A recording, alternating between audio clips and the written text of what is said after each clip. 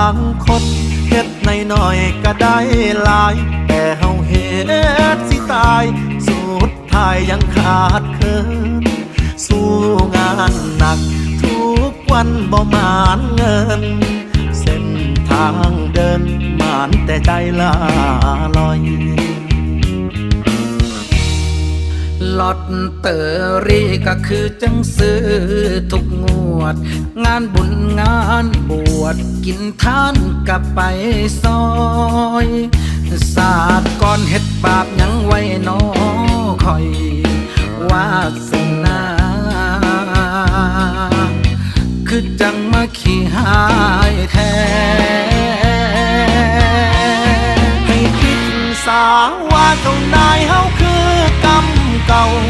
ให้คิดสาว่ามาใส่หนี้เขาซาดนี้ท่องคำว่าทนในทุกนาทีเอามาเป็นยากันความแพ้สู้เข้าไปทา